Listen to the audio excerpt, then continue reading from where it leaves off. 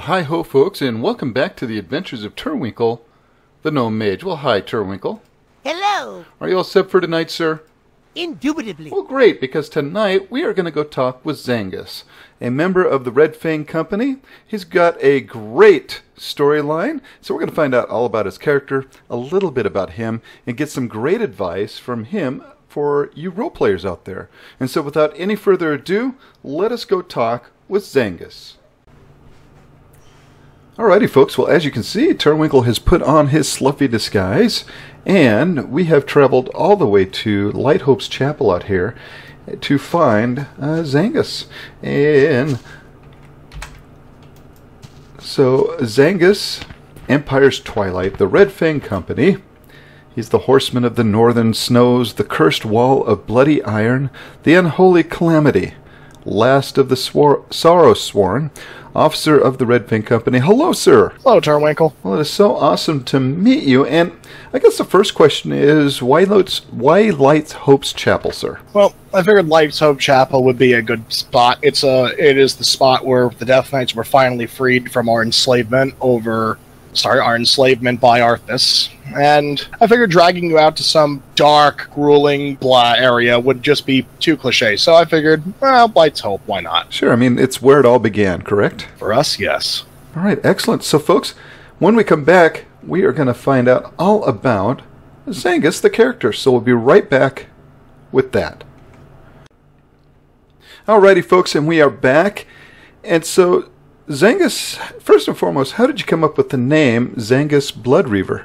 Well, originally, when I first got back into role-playing towards the end of Mr. Pandaria, I was trying to come up with names for characters, because I'm terrible at making names. That's one of the hardest points for me. And, I was trying to, try variations of names I had, and I made a character called Zangus, and then I decided, well, if I just change one N, if I change the L to an N, I get Zangus, which sounds cool. So, Zangus always rolled off the tongue. I started to get identified at that. I looked into elven names, and, there's Sun Reaver, Frost Reaver, all that such. So I chose Bloodreaver more as a Death Knight spin on it. A little bit of irony there is like, oh, my name was Bloodreaver before I died.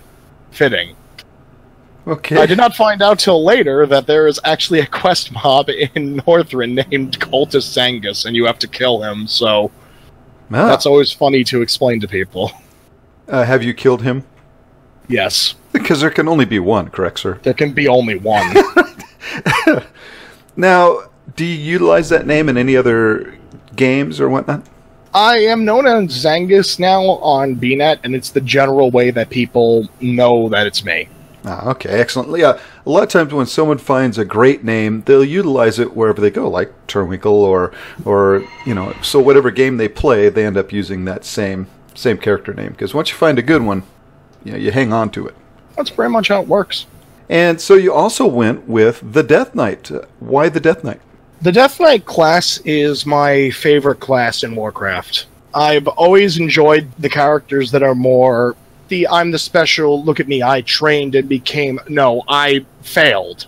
I failed and was destroyed and turned into a minion for the one that destroyed me. And I love the ambience behind them. Undead are really cool, in my opinion. And Death Knight's just very fun to play, in my opinion, also. And I've been playing one since they first came out back in Wrath. I specifically leveled to 55, finally had the motivation, because, oh my god, there's this cool new class now.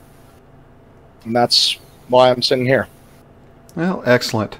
So, folks, when we come back, we're going to find out a little bit about Zangus's roleplay history and a little bit more about his character, Zangus Bloodreaver.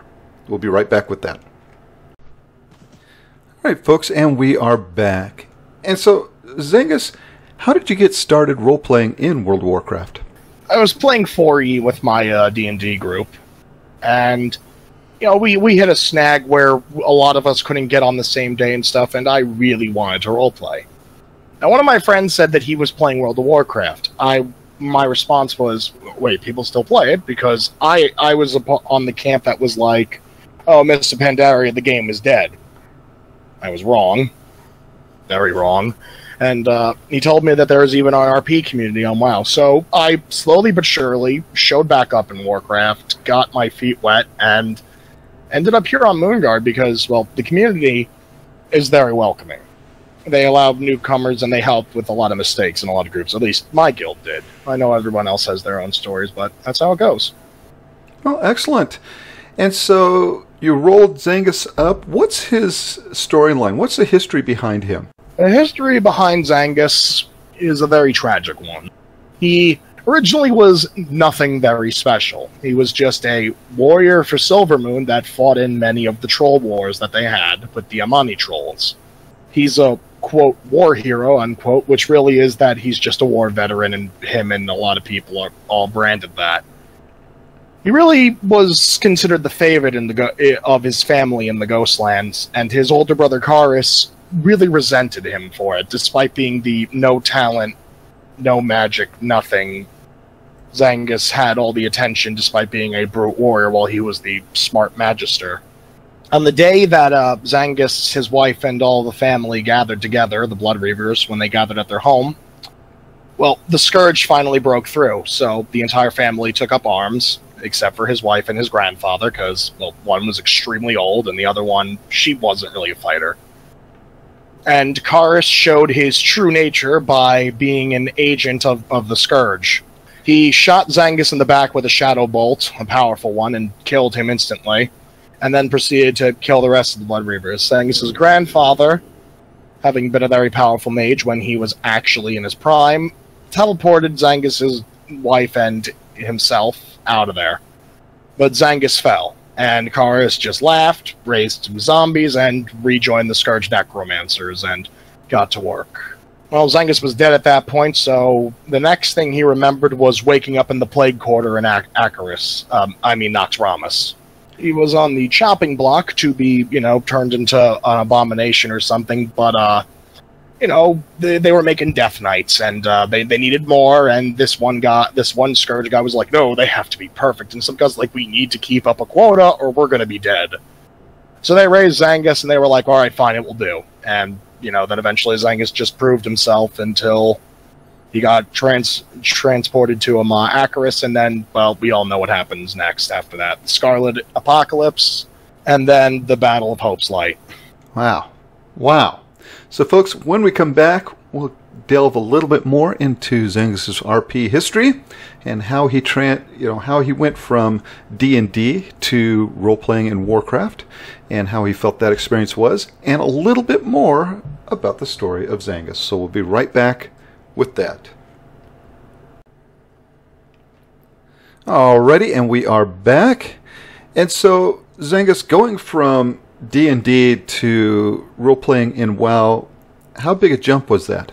Not really as hard as I thought it was going to be. The biggest thing was getting used to text instead of speech. Right, the emote system and all that, correct? Oh, yeah. I mean, I know a lot of D&D groups, they love to use their text thing, but my group likes to scream at each other. Now, did you learn to roleplay in a group or by yourself, basically? In a group, but looking back, I realized that I kind of always was a role player. I remember when me and my pals when we had grand desires of becoming animators or, or make our own machinimas or stuff like that, we always would make characters and play roles, and I realized back then I extremely liked playing the different roles a lot. And now realizing what role-playing is, I kind of always was a role player, I just didn't realize it yet. Right. So, Zangus has freed himself at Light Hope Chapel here, and that's where we are at the storyline. So, continue on from there. What happens next for him? Well, actually, there's one important part before leaving Light's Hope, and that was that Zangus had just destroyed the Scarlet Encampment, and, they were all rushing to get to the High Lord so they could begin the Scarlet Apocalypse. What Zangus did not know was that his beloved had joined the Argent Dawn at the time for vengeance, and they showed up face-to-face on the battlefield. Oh, no. And he slew her. No! No remorse, no thinking, he just cut her down because it was the Lich King's will, and after the light knocked all of them out and they were finally freed, the horrid realization finally gripped him. He snapped, broke, got her body, eventually took it back to the Ghostlands and buried it.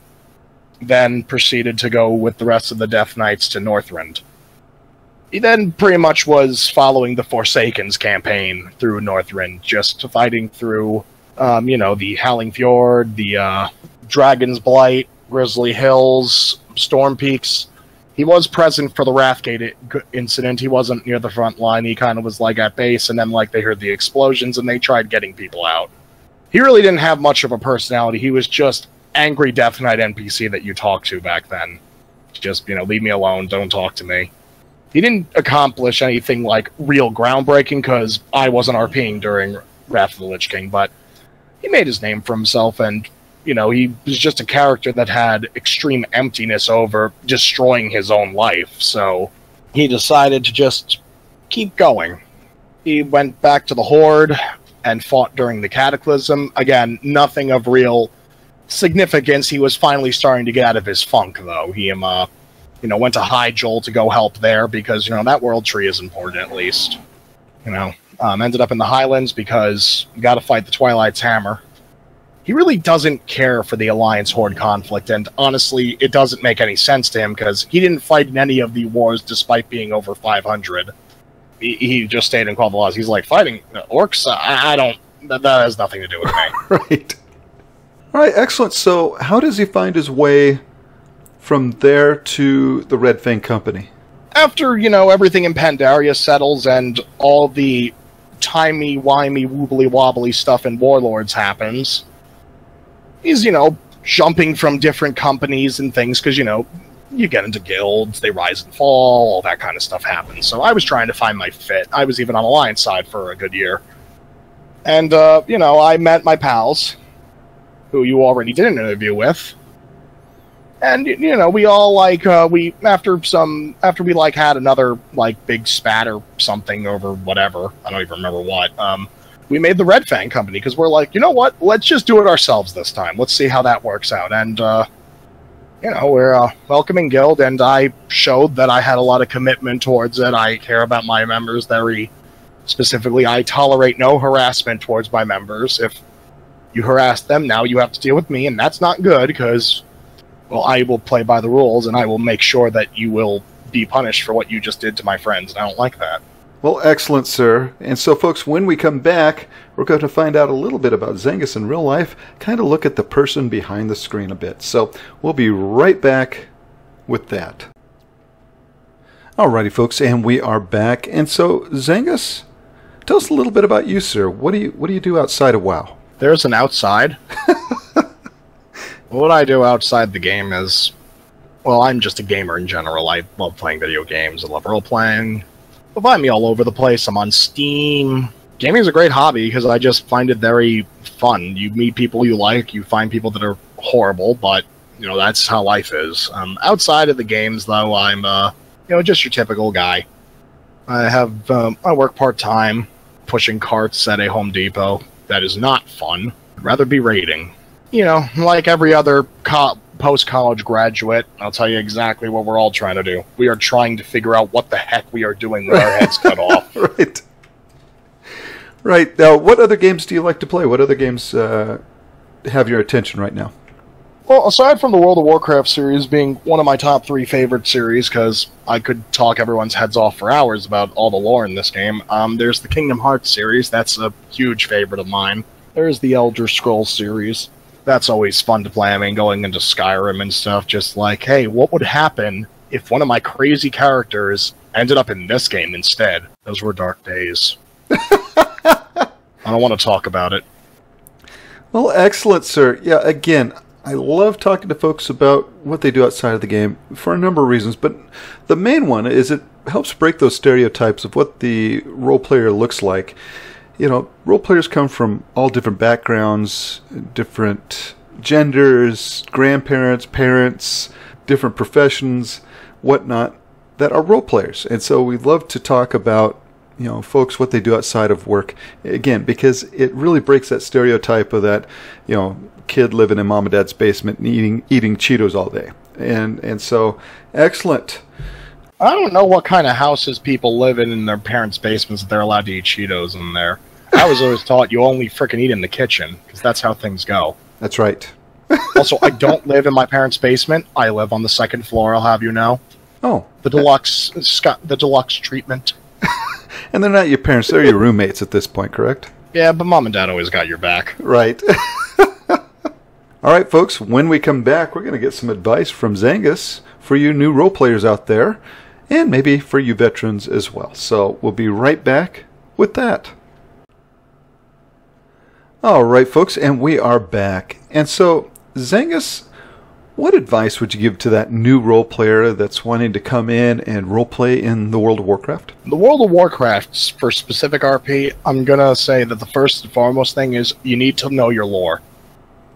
It's extremely important because I know that everybody has their own opinion on how they want to play their characters. Some people want to be the hero, some people want to be untouchable, some people just want to be the dirty peasant. That's fine.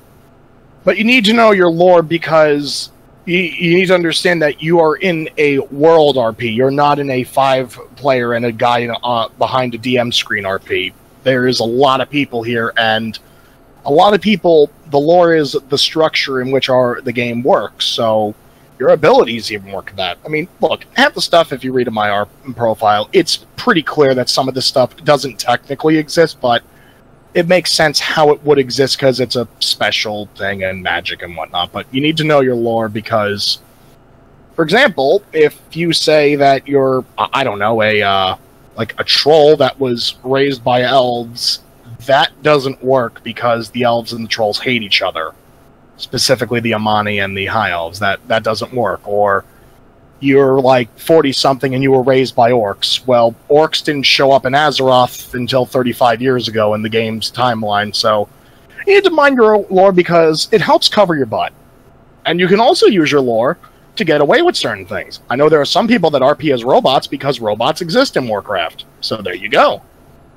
Ah, well, I think also knowing your lore helps you to make better headcanon. You know, if you want to go outside the box a little bit, knowing the lore helps you to do so, correct? Yes, and also knowing the lore helps you build your character. For example, when I first made Zangus, he was Edgelord Extreme number 7. I'm not even kidding. It was all the dark and edgy, you know, like, ooh, I'm eating an arm now, or I'm flaying somebody. I'm like, you know, I still do that because Death Knights aren't nice people, but don't also fall into class and race stereotyping. Not all orcs are brutes that want to slaughter for the glory. Not all elves are prissy pretty boys. Not all Tauren are nice and peaceful. And not all goblins are greedy, which is actually surprising. It's like, don't let the generalization that you get, because there's a lot of stuff that the team at Blizzard, they need to like do in this game, so it's like they're not going to pay attention to detail, and it's very clear that the RP community is not particularly the most important thing in mind when it comes to the next expansion or, you know, the next update. So, you know, we got to like make sure that we got that stuff fleshed out for ourselves. Well, that is some excellent advice. Now, for the veteran role player out there, what advice would you give those folks? For the veteran role players out there, I'm going to be honest, just don't be mean. Don't scare away the new role players. Try and ask them if like somebody's like really making a lot of beginners. Just ask if they're new, because they don't know what they're doing. And it's not necessarily a bad thing, it's just like they don't know how the status quo means. And this is on any realm and server. Each server is different. Moonguard is different than, I don't know. I can't think of another roleplay server off the top of my head, but Moonguard's different than Moonguard 2.0. There's like a difference, I guess.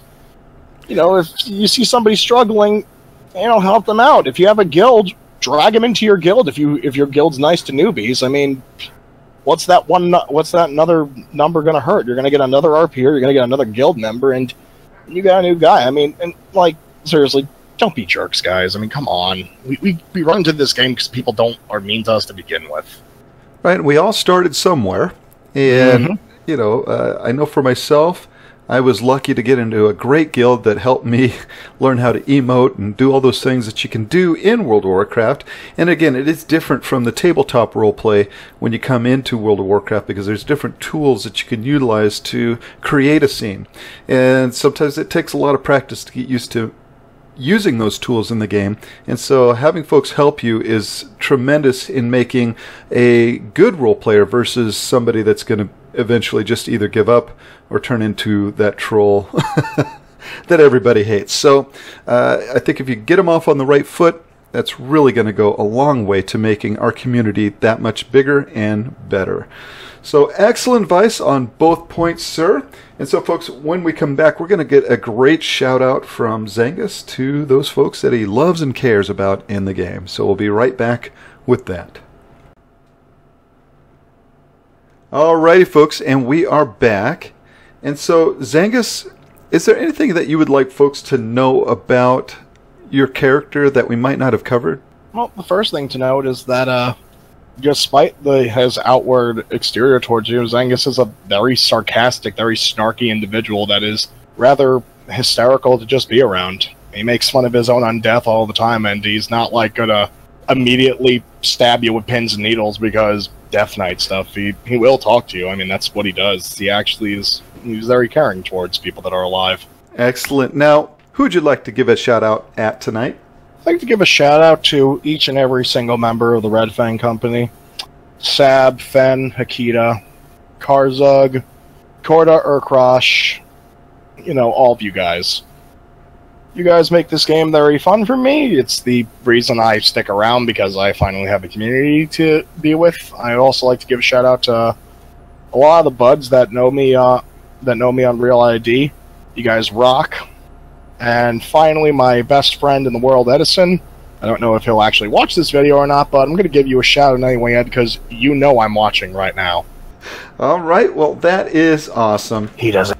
He doesn't know that you're watching? He doesn't know.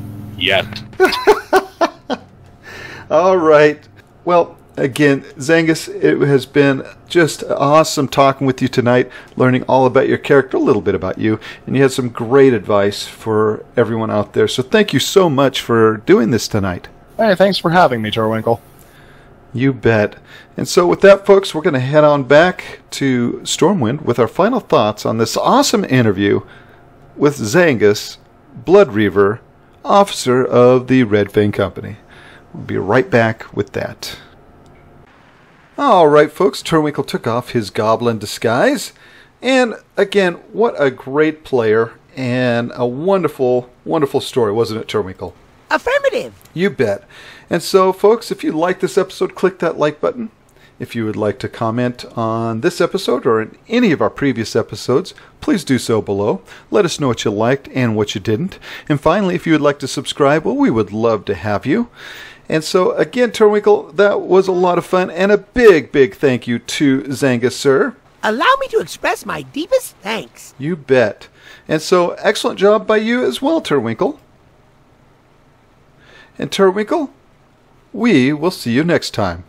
I'll miss you. We'll miss you too, Turwinkle. Bye-bye.